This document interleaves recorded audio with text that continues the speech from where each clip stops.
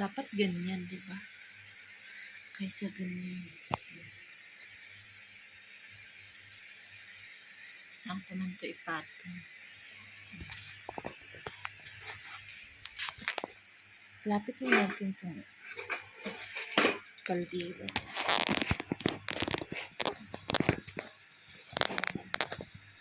Malapit lang. Kasi malayo, hindi natin makita. 2 o'clock, mga sis, inom tayo ng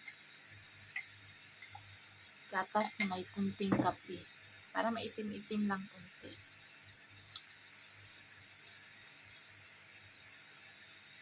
Grabe yung internet namin. Walang internet.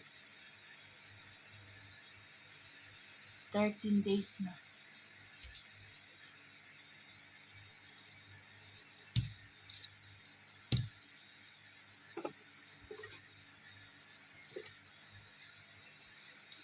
Days na mga sis.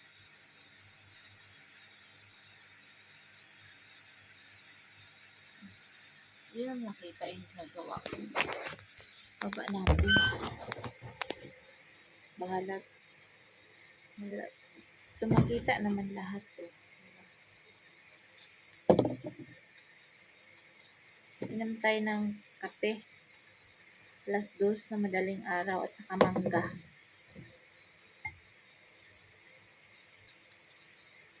Sabay-sabay tayong mga ngasin.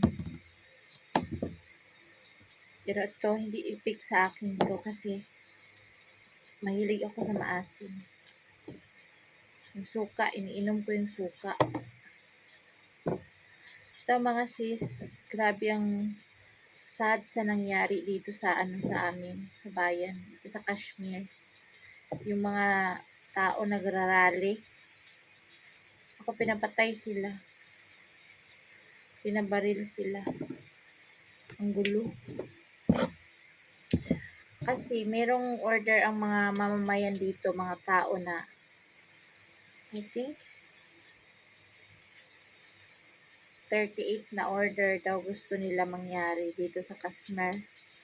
Una, magkaroon sila ng pagbaba ng mga presyo ng oil, ng mga gas, ganyan. Tapos pangalawa, yung mga groceries, yung mga ganyan. Kasi yung nagtaas talaga ang mga bilihin.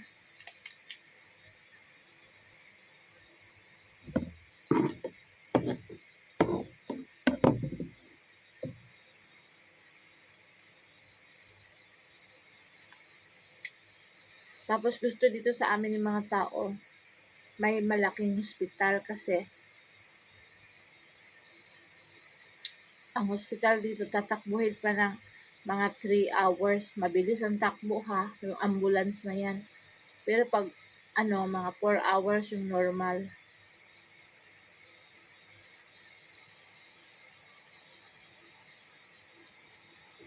Wala dito malaking hospital sa village namin. Tapos gusto nila may mall din dito. Kasi malaki ang Kashmir eh. May mall, gusto din nila magkaroon ng airport, mga ganyan. So, yun.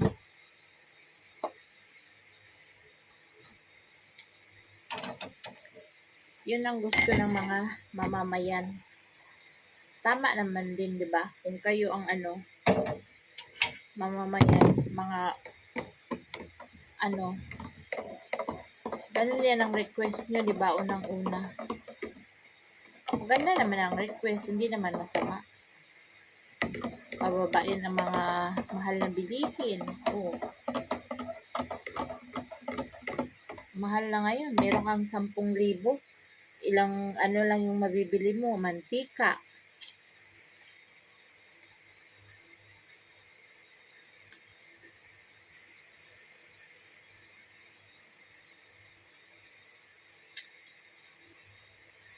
Harina ngayon na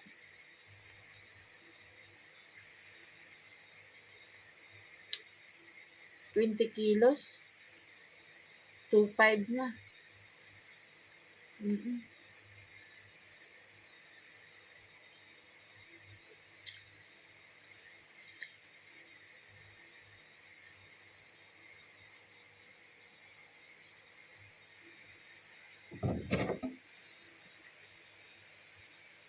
Ganito na mantika, 2.5.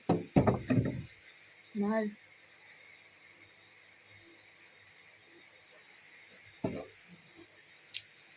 Luto, tas gamitin to dito sa ano namin. Wala pa to isang buwan. Ano lang to? Less than 1 month. Kasama na yung fried prito.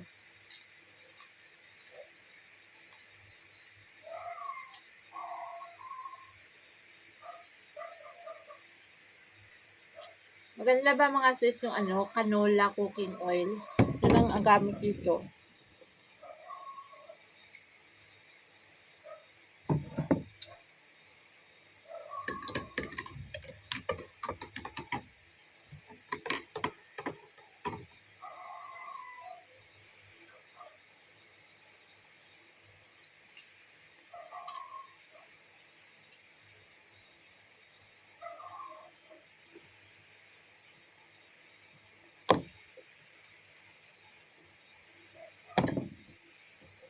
Naka 13 days na kami, hindi pa binalik ang internet.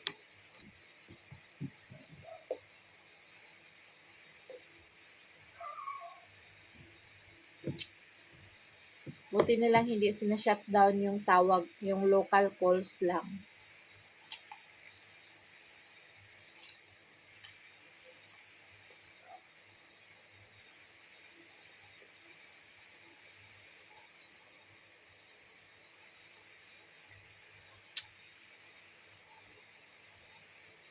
Bigyan niyo ako ngayon ng mangga, habhabin ko.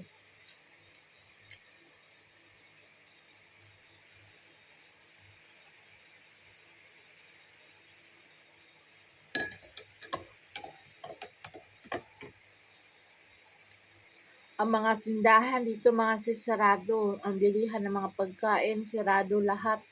Lahat talaga totally lockdown. Sabi ko kay Elias, buti na lang nakabili talaga tayo ng harina before nag-lockdown. At saka mantika, at saka yung mga ano, yung beans. Kasi pag magluto ka ng beans, pang 2 araw na yung kain mo. Nakatipid ka kapag beans. Tapos, may kunting karne kami nung aid bigayan. Yun.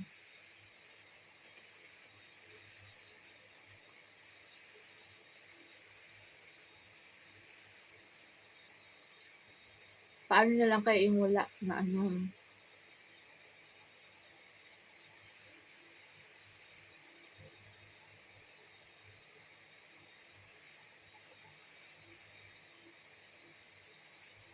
Kaya nagrarally yung mga tao kasi gutom, gutom.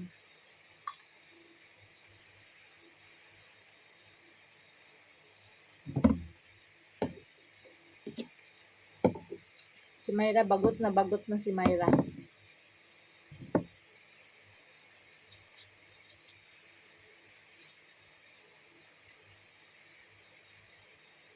Sabi mama, pupunta tayo ng ano, holiday naman namin, punta tayo ng Islamabad City sa mall. Anong gagawin mo doon? May pera ka? Gusto niya magpasyal-pasyal. Wala tayong pera dyan, pagkain. Yaw-yaw siya.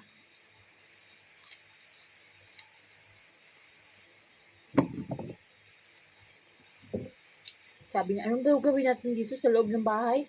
Dito lang tayo. Sabi ko, oo.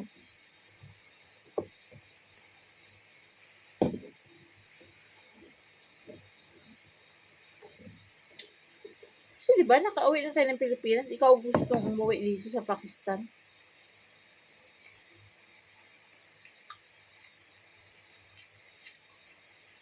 Ngayon, magdusa ka.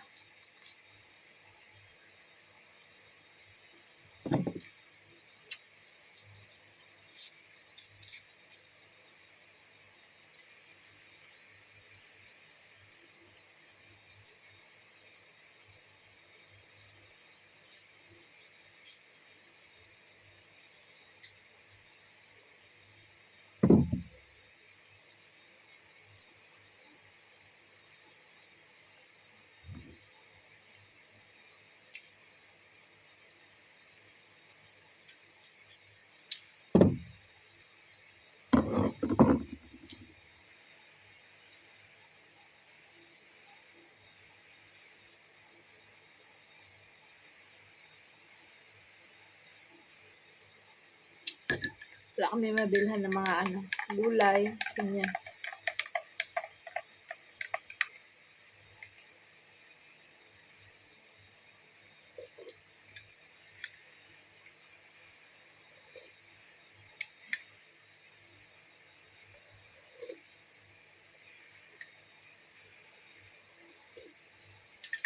Kawawa yung iba dito sa amin. Ano sila, nagrarally, binabaril sila.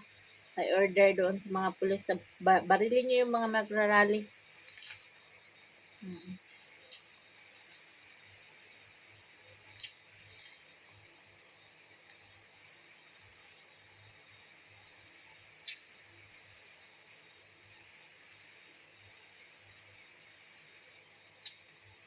Pag ako ganyan, hindi na lang tayo magsama mag-rally kay kawawa ang pamilya maiwan.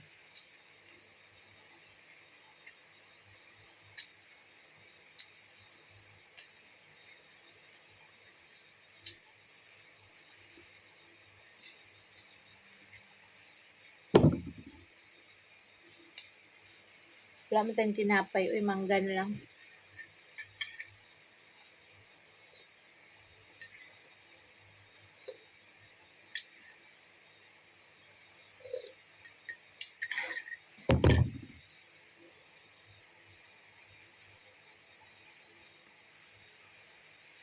Grabe ang laki ng lockdown dito sa amin.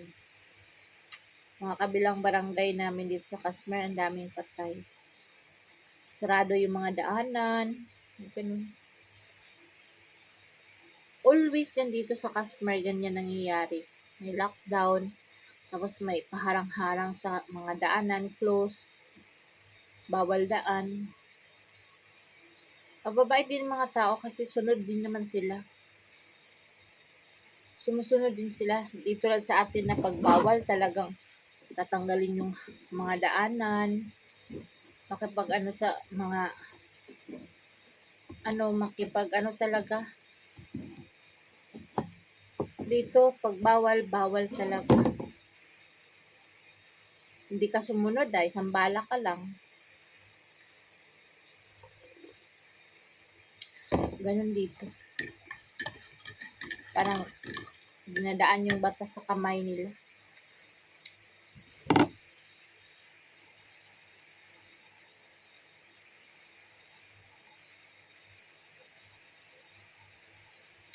Holiday pa naman ng mga bata.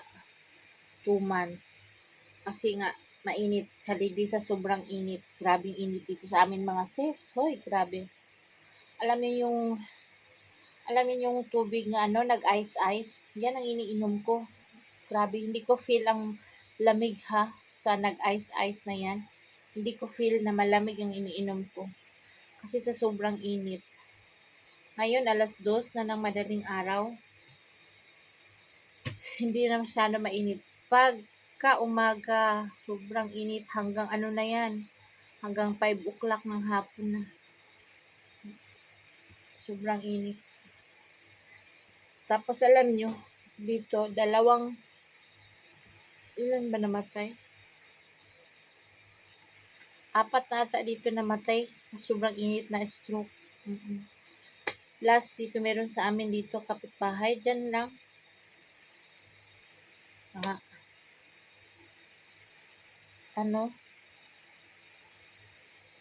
5 minutes or 2 minutes na kapitbahay lang namin na stroke. Sobrang init. Kaya ako sa araw, sarado yung pintuan kasi pag pumasok yung hangin, sobrang init. Ako, grabe.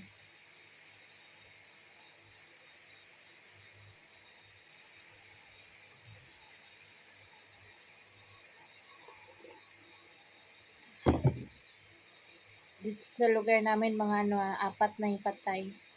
Yung na-stroke sa sobrang init.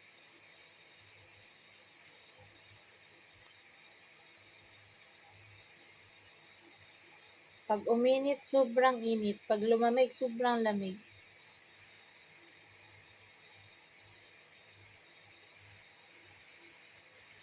Ayun mga sis.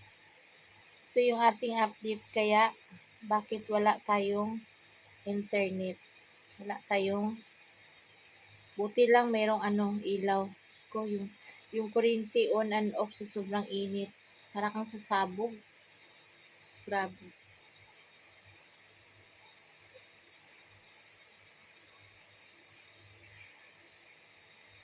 Tataas talaga yung dugo mo pag sobrang init, no? Tas walang kuryente, walang kahangin-hangin. Ako, lalapot yung dugo mo. Ayun na, mahihina ka na. Stroke na pala yun. Yung dito sa kapitbahay namin, ano lang to, na ano lang siya, na, na ano lang siya, ng tawag ito, na wala ng malay. Dinala siya ng una maliit na ospital. Na-refer sa medyo malaking ospital. Ayun, sa malaking ospital. Pagdating sa malaking ospital, patay na. Hindi na kinaya. Kasi malayo yung ospital eh.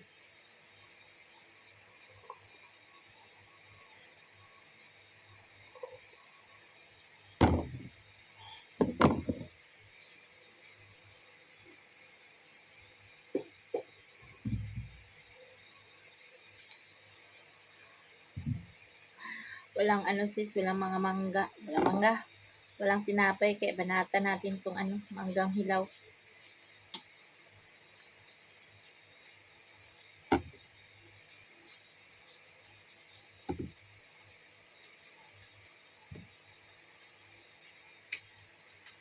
Kaya ayun. Pag mahirap, no, hirap ang buhay. Dito sa amin, ang mga tao, ang lalaki ng mga aircon nila. Yung window type talaga.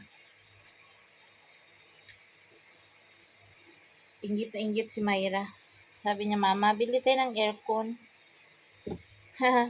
Aircon ka, wala kang kinakain. Magreklamo ka nga kung beans ang ulam eh. Mag-aral ka na mabuti para magkabili ka ng aircon sa gusto mo.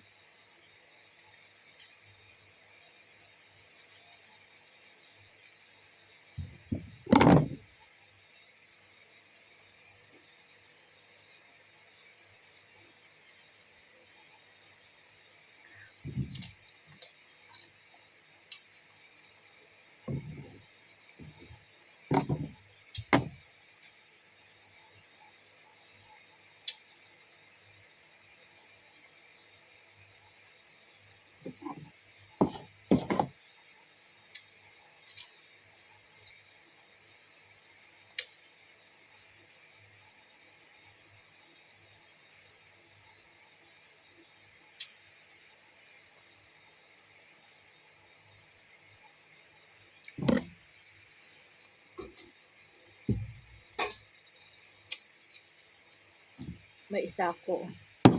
Bukas na din isa. 3 lang to eh.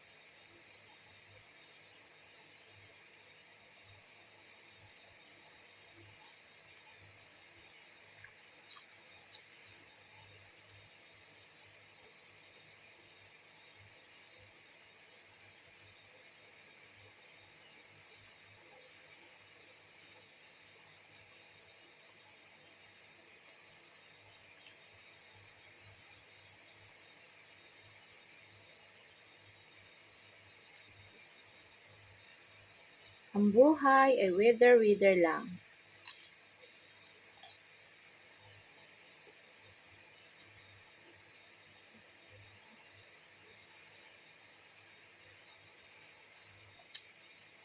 Shout out si Damit. Ang dami yung nakikita sa comment. Pag nagluluto ka, hindi ba yung nangangamoy? Nangangamoy. Spray-spray lang.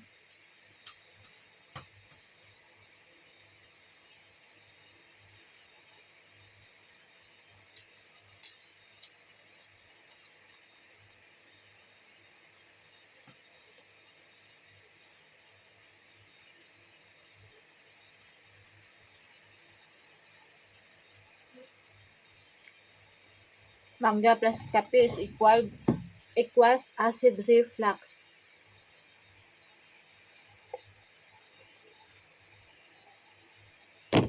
Thank you for watching mga sis. Kain mo na ako.